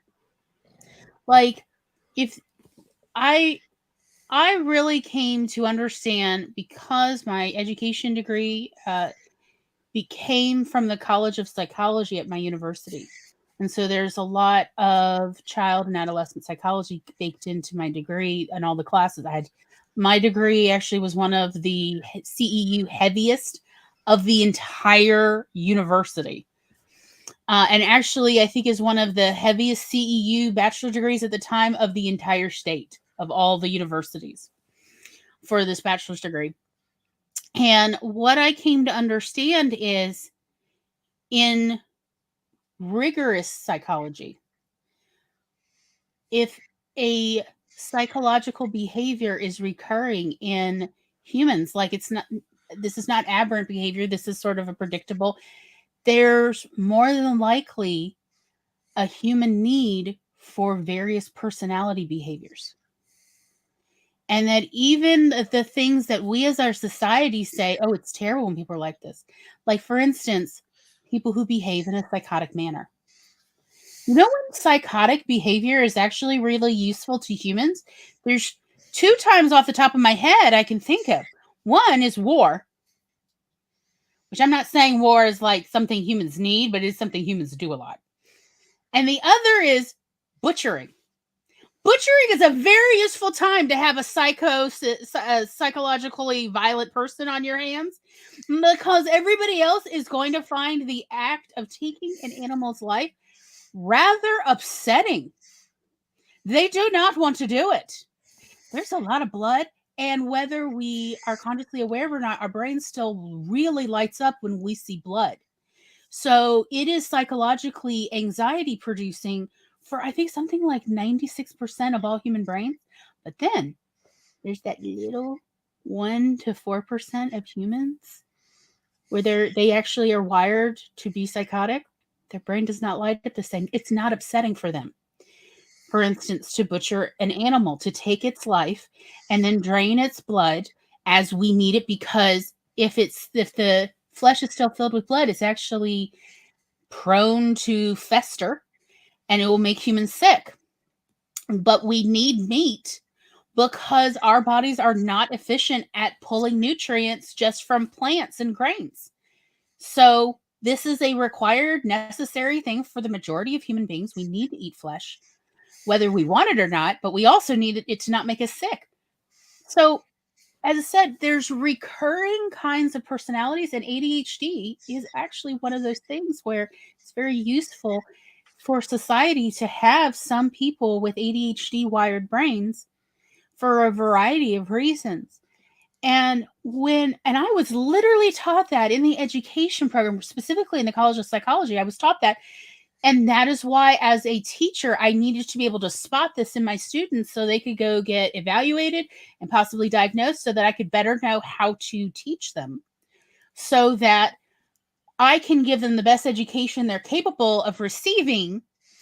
And then they can grow up and actually be a benefit to society, because they'll be a well-educated person with, for instance, ADHD. and they can help us cure things like cancer and get to Mars and maybe make it out of the solar system. Literally, this is what I was taught by my professors of you need to be able to possibly pull students to be evaluated and possibly diagnosed so that you can then better understand how to teach them better so they can grow up and be and really help society as well as themselves so they will not feel wrong or out of place either. They will know their place in society because that is where a lot of peace does lie. Is when we as human beings know how we fit into society and are mutually beneficial. It brings all of us peace when we know how and where we fit. And I learned all of that before I learned I had ADHD. Thank goodness. And so when I started wondering, wait a minute, do I? And I was diagnosed, I was like, oh, but thankfully I was raised in this college to think of this as a benefit and to be told by my professors how it's beneficial to society to have members like this, to have people who are deaf, to have people who are not necessarily physically abled in the same way. It is beneficial to society because those people go, you know what? There's got to be a better way to get from A to B. Let me think of a way and invent it and use their society's resources to make a whole new transportation thing. That is because they saw the world in a different manner. And now we've all benefited from the fact that we helped raise them up who are differently abled. Like there's nothing wrong with them. There's something wrong with society when they're not able to navigate efficiently through the world. That was what I was taught. And I really saw the truth of this. And then I was supposed to then teach my students this of like, ain't none of you wrong. Ain't none of you broken. Because nobody comes out of the womb broken. That's weird. That's not a thing. You are just different. And you are going to see the world in a different way. And your job is to get as good education as you can. And then grow up and help society see the world through your perspective. And bring something fresh and new to society. So that we are all made better for it. And so by doing that, we're going to start by educating you so you can help all of us because we have no idea what we're doing, we adults. That was what I was taught. And I was looking at what Spence was saying because it is so obnoxious when morals and manners are confused because manners are methods of two things, social control and ways of showing respect for each other. That's why not all manners should go away. Being really, really particular about like using the right fork at dinner and all that crap, that can go away. But it's more like having the right fork is just more efficient, for instance, to get like mollusks out of a shell, okay? Or to stir your tea. But it doesn't mean you're like uncouth or something. It just it's a tool. It's a tool like anything else, and there ain't nothing wrong with having the right tool, but there ain't nothing horrible about using a different tool. Meh. And Tom got here before I did as to why this is the case. And it's so rooted in, I forgot who said it, but fascism is capitalism freed from moral and social constraint. And that's really where these things become moral issues, is this idea of a productive human, a productive member of society. Because anytime those horrible, horrible, evil phrases are brought up, it is from this capitalist lens of how much money are you making? How many widgets are you making for somebody else so that they can make money? And anything. I just wanted to interject that one of the things that we are taught growing up, all of us, more than likely, is that however society has been, is how it's always been, however it is. So this ableism idea of like morally you're somehow damaged or broken or wrong if, say, you are differently abled or your brain functions in a different manner, and that it's always been this way. I would like to point out, actually, as someone who has been an accidental medievalist, I did not start out in the world trying to study the Middle Ages. And quite frankly, I never gave a flying fig until I was a teenager and I came across a costuming book on how to make stage costumes based on historically semi-accurate. And that's what I put, semi-accurate. And I just thought it was kind of cool outfits. Like, oh, some of these dresses are pretty, right? Some of these capes. Who doesn't love a good cloak, I asked you. And that was it. That was my only interest. And then from there, like, it would often say why, maybe in the Middle Ages, it was like this, da, da, da. And then my father, his second wife, actually had a degree in ancient and medieval languages and art. And we had so little as two human women to connect on that when there was nothing to do and the cable cut out and the monsoon hit every single day at 1:45 p.m. It's like, so you got a PhD in this, tell me something new. And literally this is how we have conversation for an hour and a half every single day of monsoon season, by the way. And so that is how I became an accidental medievalist. But here's what I want to tell you all, if for those who are not accidental or purposeful medievalists. Back in the day, in Europe, and actually on most of the planet, like, of course, there were pockets where this is not accurate, but let us say it's approximately about 90 to 95% of the entire planet at various times in human history genuinely believed that if you came out of the womb, say, with what we now call ADHD, or you came out, you have chronic depression or bipolar disorder, these are modern words, but the condition is not modern. If you were like this, then it must be that you are meant to be this way, and also that you have a unique perspective to give, and it is your village's responsibility to find where you fit in the world and help you get there and help you stay there, so that every member has a useful role in society. And I was like, sure, that sounds good. This is literally what I was saying to my stepmother. Sure, that sounds good. But I also heard that the Greeks used to put babies on the side of mountains to die of exposure. So, man. And to which she said, number one, you'd be surprised. They actually didn't put as many babies on the side of the mountains to die of exposure as it sounds like. And number two, they thought that that was a kinder thing to do than have them die of starvation as a young child, which fair.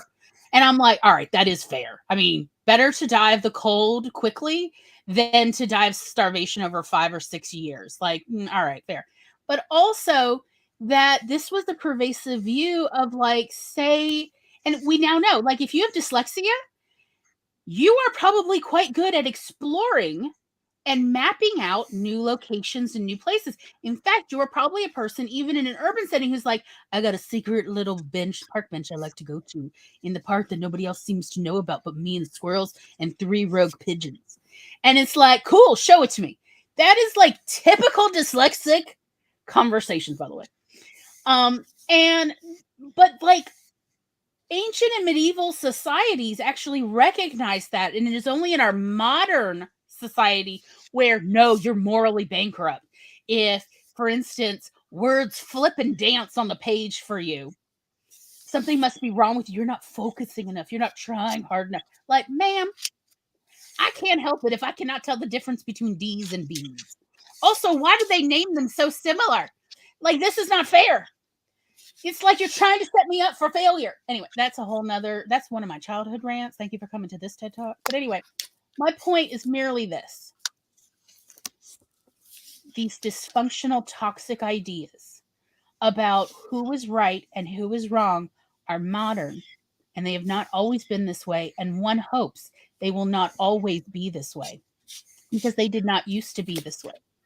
It used to be everyone, and I include, and by the way, like, I literally asked my stepmother, yeah, but what about people with I don't know if they call it Down syndrome anymore. They're calling it 31 trisomy or something, but you know what I'm saying, the chromosomal disorder or chromosomal mutation. Yeah.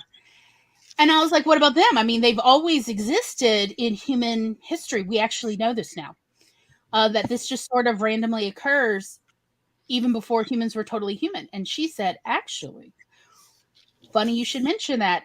There is a lot of historical reference in art and other written words where there were many uses different societies found for people like this, including childcare, watching for ships, like where they're like, we like to put our people who look this certain way and who have, essentially describing this condition, we like to use them for this way in our society. And there's actually a lot of written and oral histories about this. You said it's kind of a strange thing that art historians kind of talk about because it keeps coming up in art history.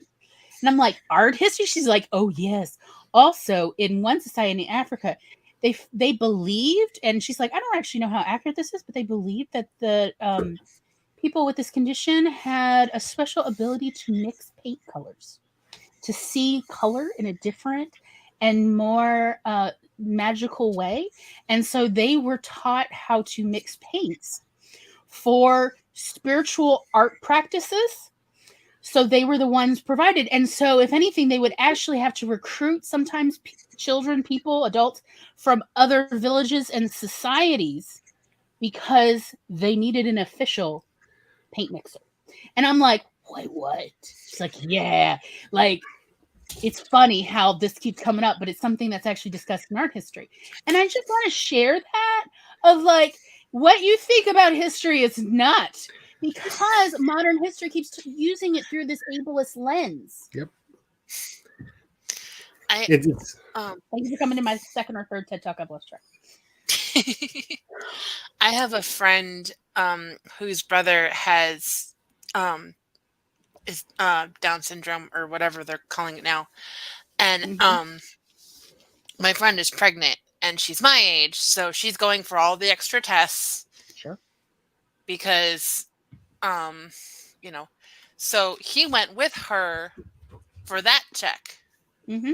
Yeah. And it came back negative, and she's like, "Oh, I'm sorry, baby's not gonna be like you in that way." And he's like, "That's okay, as long as I'm still the godfather." Nice. I'm like, "Go, Jeff." Yeah. Exactly. And like that story really made me think about my niece because she is one of the most brilliant painters I have ever seen. And I had never heard that growing up. But And and I wonder, is that accurate? I've always wondered, like, do they actually see color different? I wouldn't be surprised. It's just they don't talk about it. She does all of these beautiful pictures, and then she takes a picture of them on her phone and sends them to me. That's awesome. And yeah, it's her use of color. It made me start wondering, like, exactly how much is there to that biologically? Because I think of her use of color and it's like I never would have put this palette together. But wow, it's so vibrant and alive and like it. Right. Yeah. Really my stepbrother told me that there was an oral history that eventually was written down, probably in the 16 or 1700s, by a captain about an African village that actually paid a lot of money to import a person with Down syndrome from like the Indian subcontinent to like, I think it would be the west coast of Africa. They essentially told every ship that stopped in their port, hey, and they like explain what this kind of person would look like, since there are rather distinctive facial features for most, and said, if you know anybody like this, we will pay all this for them to agree to move here and mix our paints, and we will teach them how to mix our paints, but we need this kind of person to do it. And so eventually this was written down, and I'm like, wait, what? Somewhere in like the southern part of the Western African coastline, like probably 500 or more years ago, this was a thing. And so it was written down as advice for sea captains who do a lot of merchant trading of, remember, you can also essentially help recruit people for various jobs.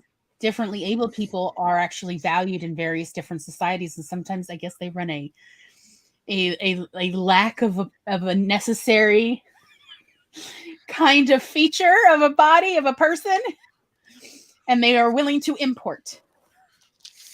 So yeah, they eventually did recruit somebody from subcontinent India who agreed to move for this.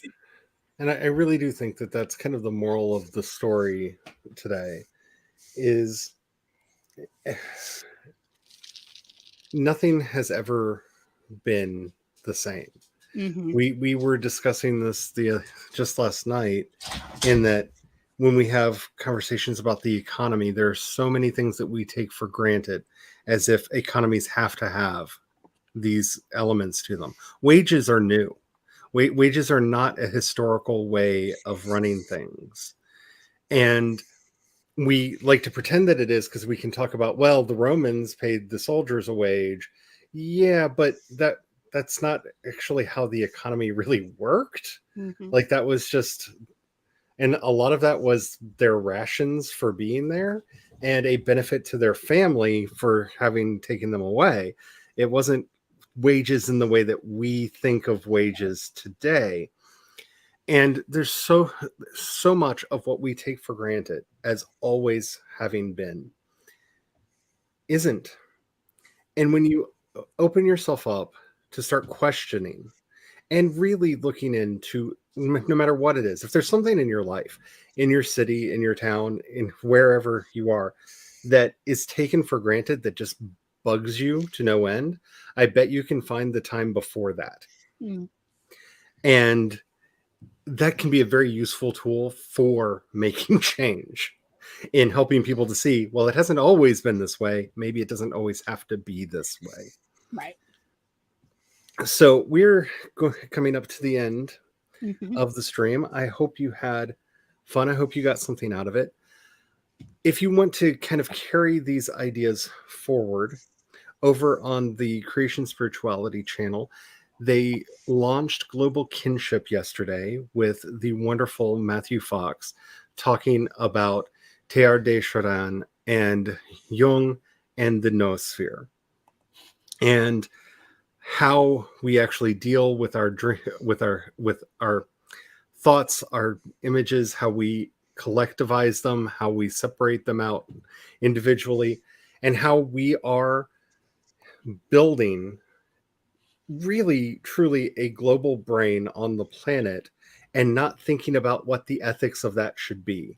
What should the ethics of the internet be? What should the ethics of the interstate highways be? We are building this whole infrastructure, this super being on top of the globe right now, that has so much more influence on us than we realize or that we know, because so much of it's being done by algorithms in the background.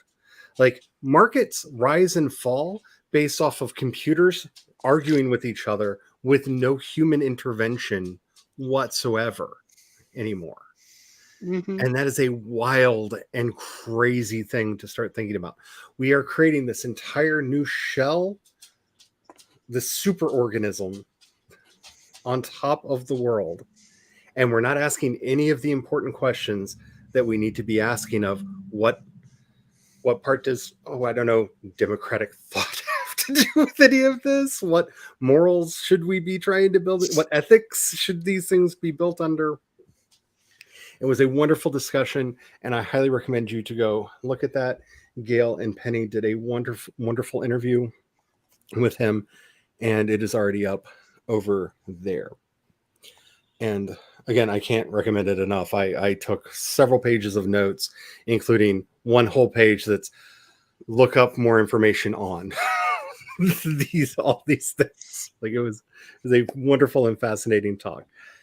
And if anyone is interested, on Sunday we are also going to be doing an actual Imbolc service over at the CSW acronyms, CSIWE, the Creation Spirituality Interfaith Worship Experience, and everyone is welcome. It should be an interesting time. A lot of people are contributing to this. There's been a lot of, let's just say, fiery discussion about it. I think it's going to be an interesting time. I can't wait to find out what music Michael has picked for it, because we had a lot of really fun joke songs that we picked that I know are not, hopefully not going to be the ones that we actually sing. It's going to be wild, y'all. It is going to be a good time had by all. So if you want more information about that, down in the doobly-doo, there should be a link to their site, or you can go to cscommunities.com and cscommunities.org and find out more over there. And yeah, we are going to be continuing this series. We have 4 more in this season. Next week, we're going to be talking about a term that has an idea that has a wonderful, beautiful term that nobody knows. So I decided to name it that. Viriditas, green wisdom, learning to grow and develop and change and find those places of growing. This is a word that was used by Hildegard of Bingen a lot in her writing to remind us that you should be evergreen and looking for the parts of your life that have gotten dry, that have gotten a little brown and desiccated and maybe needs to be trimmed off. But thinking about your entire life as a living, breathing organism, and where does it need tending? Where does it need to be fertilized? Where does it need to be trimmed and cut back? How do we guide it? We'll be talking about that next week.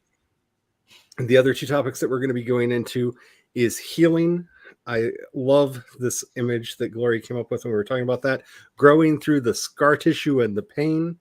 And if you look at the thumbnail, I actually did a plant graft, because I feel like that's so much what we're talking about. Mm-hmm. And then our final episode in this season will be about cleansing, ways to clean out everything so that we have room for newness. We will be talking about this both on a practical level. I'm sure we all have cleaning tips that we want to share because is us. Yes. But we will also be talking about this mentally, spiritually, and everything else as well. So have your questions ready for those. I am very excited to be doing this. We're going to be doing this, like I said, at the beginning more seasonally, which I really like. So after these 4 weeks, we're going to take a little break and then come back for the summer session, a little break, and then come back for the winter session, So the fall exciting. session. And as always, if there's anything in particular you want us to talk about, put it into the chat. I do read the comments on these videos, and I'm amazed at how many people on the rewatch get to the end. So if you have any questions or comments, please put them in. I would love to get back to you on that. And you can find all of these people if you go to creationspaths.com. They should be listed on the sidebar there. Everyone here has a Substack and are doing our best to do writing for it. So having said that, does anybody have anything that they would like to add before we run away? All righty. Nope. I just got my usual stuff.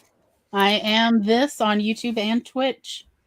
And I do things weekly on both. Would love for you to join us. And if you like this, you will love that. Right? I mean, we essentially do a podcast not that dissimilar from this every Monday on my YouTube channel of the same name, Glory Writes the Blues. And what we're going to start talking about for the next 2 months is another season of Creative Recharge, where it's really how creative people recharge their creative well, how do you refill it, and various ways to do that. And we do it by sidestepping it. Because if working on it head on was going to refill your well, you would have already done it. So we're doing the sidestep. We're coming at it from the way, like, out of your peripheral vision. And Monday, we're going to talk about various Disney shorts and what creatives can take away from those. Like, again, as a way to recharge your creative juices. It's going to flow in. I can't wait for that. I'm desperately going through my memory of, is that the Monday that I have the thing? I think that's the Monday I have the thing. Because yeah, we're gonna one of the hours we're gonna talk just about the I Am Groot little mini series. Oh, okay. I'm definitely going to join us without Charlie, by the way. I am Groot. I Am Groots were so because cute. I think that they're actually very useful for people who are trying to write drabbles. Are very good inspiration for drabble writing. And so I'll even have an exercise for that, actually, for creatives to do. As well as, yes, we're going to talk about my absolute favorite Disney cartoon of all time, Goofy's Freeway Troubles. I literally use the wisdom of how to merge on interstate from this cartoon every time I drive. And my town is just interstates. There's multiple interstates. So there's a lot of merging. And I originally had a 1985 Crown Victoria. the land yacht. Can you imagine trying to merge Mm. on very busy interstate traffic doing that? Oh, yeah, she did not. She floated to a stop, y'all. She was a land yacht, okay? I cannot hear message of a Crown My Vic without grandma thinking of had an Chuck. 80 Crown Vic, and oh Yes. my god. Oh, you know then. You know.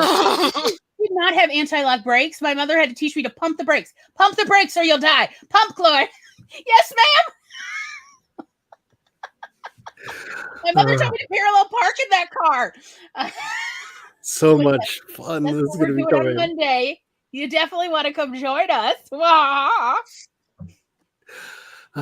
And in light of the season, may I say, may Bridget's blessings be upon all of you, for you to find the strength that you need to have your heart fires burn as bright as they can, and all of the healing and goodness and newness for your life.